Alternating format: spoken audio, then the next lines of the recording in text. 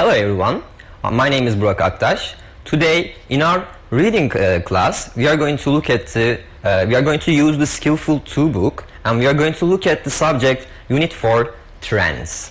Okay. Before I move into my subject, I would like to discuss the word trend with you. Okay. What is a trend? The dictionary tells us the definition of trend as a general development or change in a situation or in the way that people are behaving. There has been a downward or upward trend in sales in the last few years, such as. So when we think about trends, for example, we can think of like a certain behavior that has been done by many people. For example, if you are using Twitter, you can see that there is top trends, or for example, nowadays wearing a mask is a trend. Why? Because so many people are wearing it, right? And good. So, and now we are going to take a look at an infographic, okay? And what we are seeing here is two different charts, right? And these charts are about a family's spending, okay? And we have two different years here. One is 1995 and the other is 2015. And 5 different categories, right? Household items, travel, shoes and clothing, hobbies, and dining out. As you can see, in the year 1995, these 5 categories are shared almost the same amount of percentage, right? And maybe a household item is a bit less, okay. But when we come to the year 2015, what we are seeing is a change here, right? There is a change in these categories, right? And such as travel has increased, right? Travel spendings has increased, right? When we come to the 2015, dining out spendings, they are increased. Hobbies, they are increased. However, the household items and shoes, clothing, they have decreased, right? This family have spent on these experiences or materials more.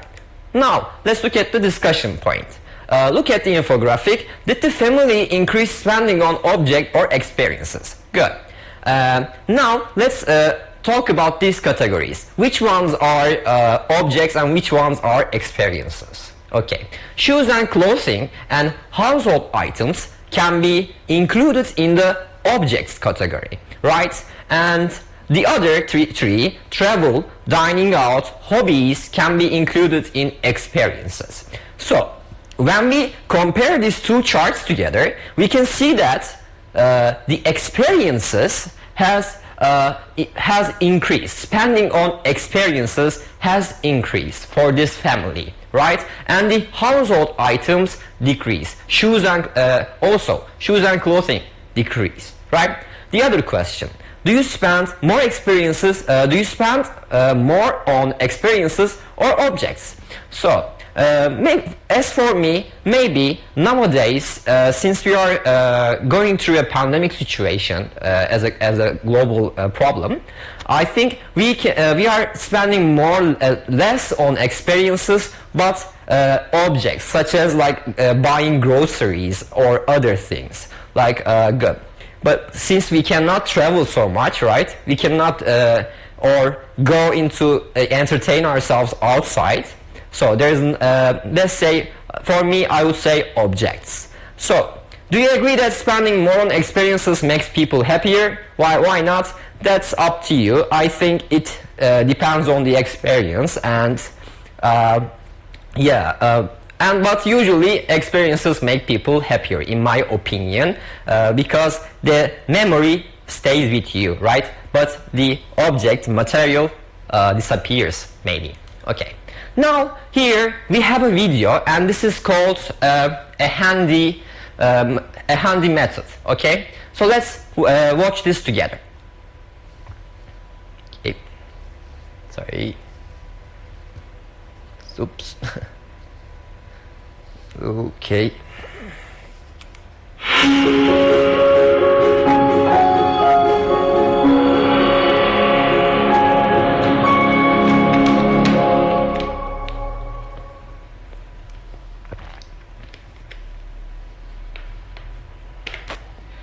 Students at Sweden's Lund University can now pay for their lunch simply by scanning their hand at the checkout.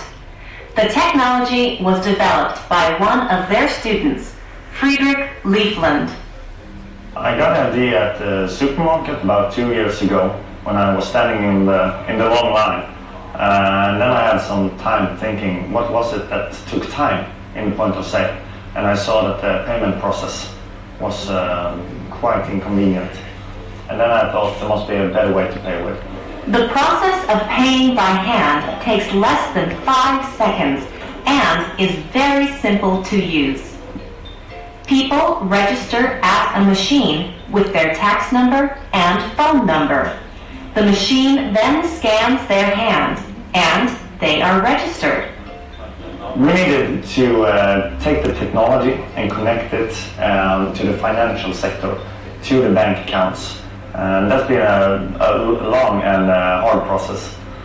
And then we needed to find a way to package the product into a simple one so that people actually want to use it and find it convenient. The vein pattern in your palm is unique for every person, so it's a very secure solution. And it's not possible to extract the vein pattern. It's inside your hand, so it's not visible for the human eye or for ordinary cameras. So it's very secure. I've used it for a little over a year. It's really good. I don't have to worry about having cash with me to campus. So it's really handy. I think it's very quick and easy. It's easy to use and you can pay very, very fast. So I think it's very good actually. And I think it's safe. It feels safe when you're like leaning on your hand to the system and it's like reading your bills. Could our own bodies actually be the quickest and safest way of paying in the future?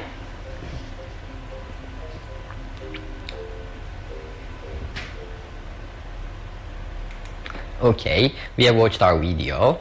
Okay, in the video, there was this person and he invented a certain technological methodology, right, involving the payment with hands, right?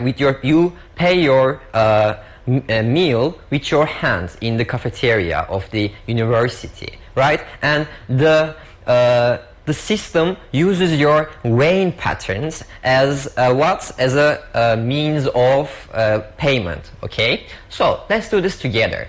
So choose the correct option to complete the sentences. The slowest part of shopping was what? Okay, in the video he said that the slowest, in his opinion, the slowest part of shopping was paying, right? Paying. The technology scans your finger or your hands. Yes, as we have seen in the video, the answer is your hand. Good. The system is secure because why?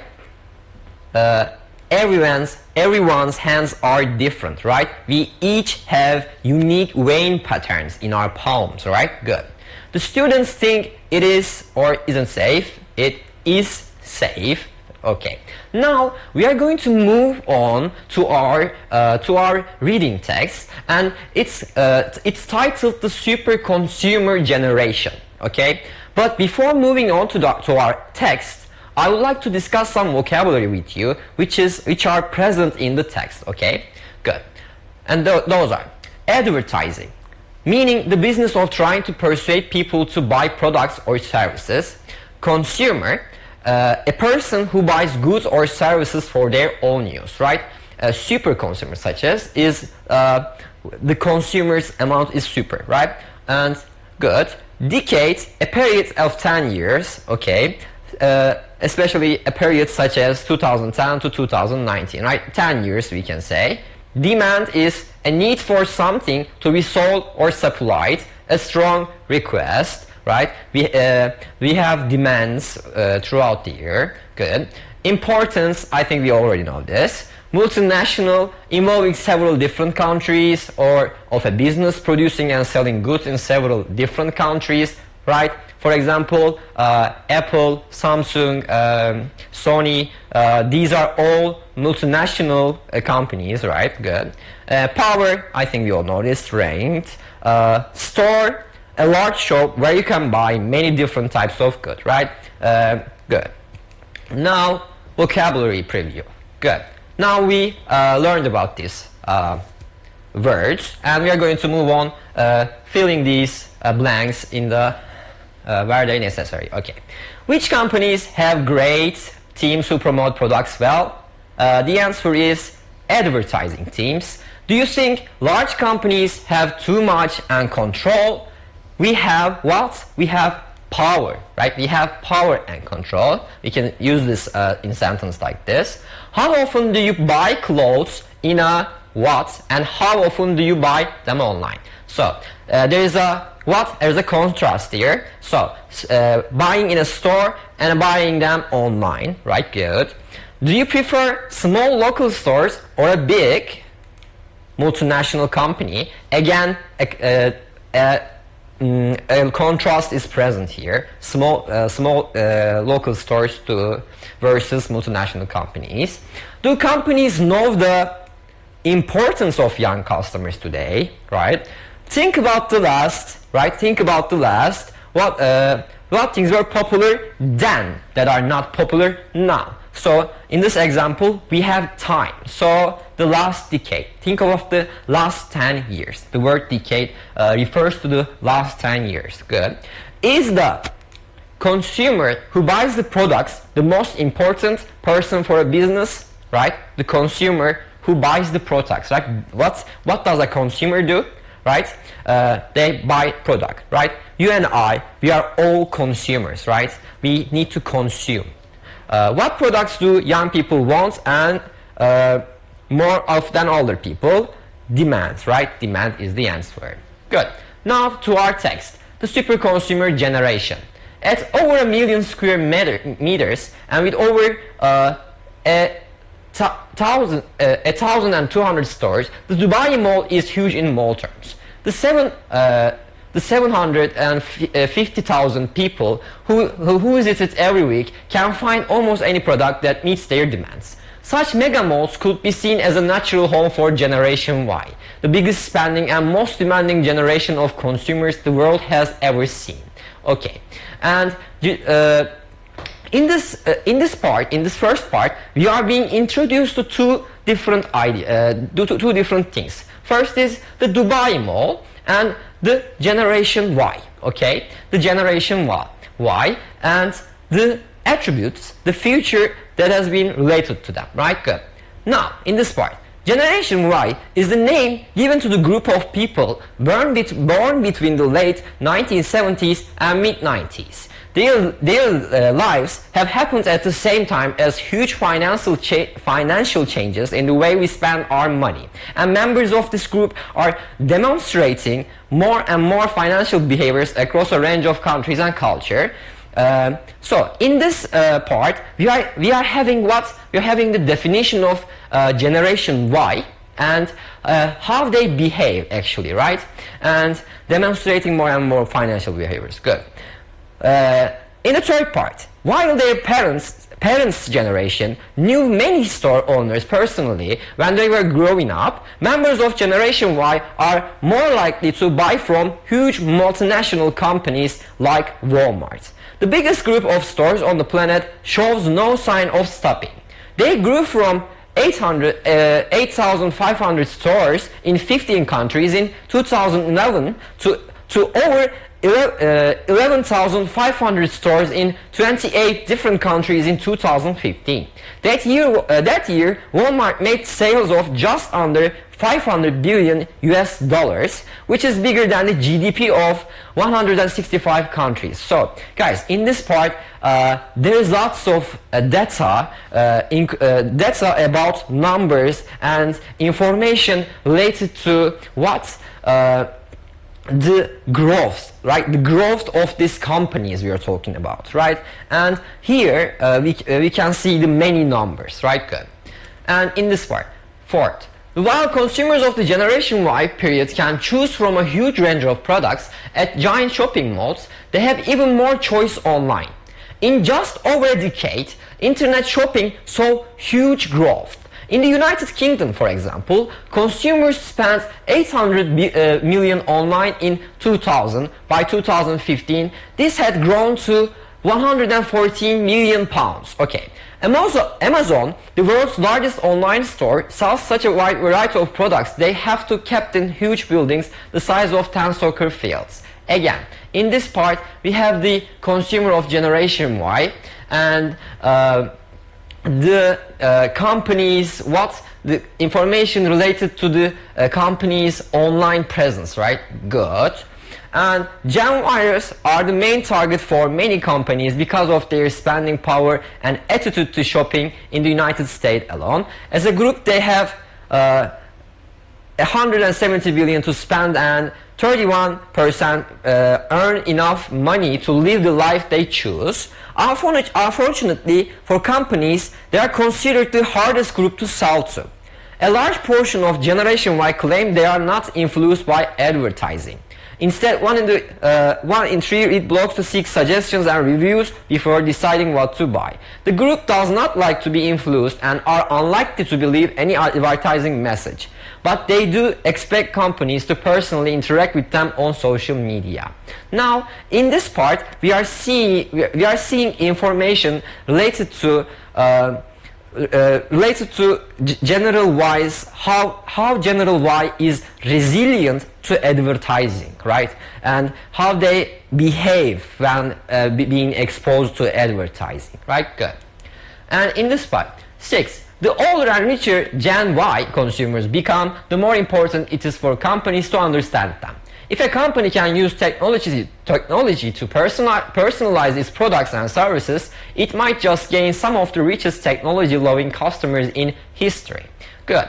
Now, this text has explained us the Generation Y's behavior, like shopping behavior in general, right? It compared the previous generations and the Generation Y's behavior, like such as going to the local stores and buying things from online. So, global reading. Match the headings with paragraphs 2 of the super consumer generations. Let's do this together. So, again, returning to our text. Second one. Now it's already done. So let's do the second one. In this, now we see the headings to these paragraphs. The growth of online sales, the growth of large stores, Generation Y's future importance. What is Generation Y? Generation Y is hard to influence. Good. So let's put them in respective places. Good. Generation, okay, here we have information. What is Generation Y? Why is this? Because in this paragraph we have the definition of Generation Y, right? Good. And the growth of large stores. Why did I pick growth of large stores here? Because we have information, right? We have information related to this subject here. The growth of large stores, right? Such as Amazon and like that. Good. And for the fourth, the growth of online sales. We pick growth of online sales. Why? Because in just over a decade, the internet shopping saw huge growth, right? This paragraph talks about, gives us examples, gives us data about the growth of online sales, and my heading should indicate that, right? Should emphasize that. Good. Generation Y is hard to influence. We picked this because unfortunately for companies, they are considered the hardest group to sell to. This, from this sentence we can understand the idea actually, right? Good. And we have seen how Generation Y is resilient to advertising. Good. And for this Generation Y's future importance. Good. Let's move on. Okay. Let's do the close reading part. Read the super consumer generation again. And first let's look at this. Texts often contain a range of data. Pay attention to preposition around the numbers. These can tell you about the kinds of data in the text. For example, between, over, under, right? If you see this, you know that, right? When you scan your text with your eyes, you see there are some data, there are some information, right? So you need to be able to extract them fast while while you are doing your examination, right? So looking at these signs may help you, right? Dollar signs or pound signs or percentage signs. Good. So good. Read the super consumer generation again. What do the following number refer to? Okay, 1 million square meters refers to the size of Dubai Mall, right? 750,000, the number 750,000 refers to the number of people who visit Dubai Mall every week, right? In the first paragraph we seen this. 15 and 28, the number of countries with Walmart stores in 2011 and 2015 respectively. And 800 million and 114 billion pounds, the amount spent shopping online by UK customers in 2000 and 2015. 1 in 3, the number of Gen Yers who read blogs for suggestion of what to buy. Okay, good. Read the text again, write true, false or not given for each sentence. Okay, almost as many people go to Dubai Mall every week as live in Dubai. This information wasn't given to us, so not given. Gen Yers were all born in the 1980s. This information was also is false, right? Is false. So isn't there? Good. People spend more on the internet than in stores. Not given. 31% of Generation Yers have enough money to live the lives they want. True, right? We have seen this in our paragraphs. Gen Yers are not important consumers. False. Good. I'm going to skip this part. Okay, and we are going to look at chart here. Okay, and household spending.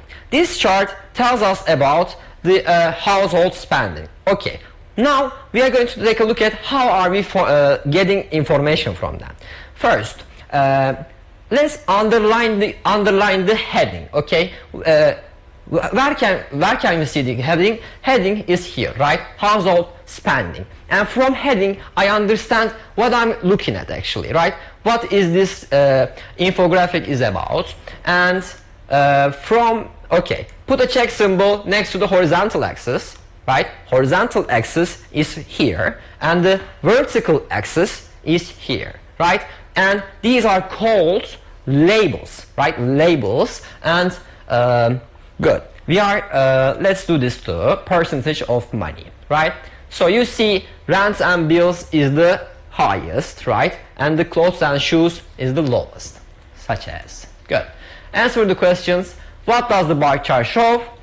Percentage of money spent on different items each month is the correct answer. Which 3 items did the household spend the most money on? Rents and bills, transport, groceries, right? As we can see, right? And which items did the household spend least on? Clothes and shoes, right? Clothes and shoes. As we can see here, it's the least, right? The least. Good. Now it's your turn. Do you think spending for households in your city is similar to spending habits shown in the bar chart? You can think about this on your own. You can write down some of your thoughts maybe. Here's something to think for you to think about, okay? Now we have finished our lesson with you together. I wish you a good day and stay safe, okay?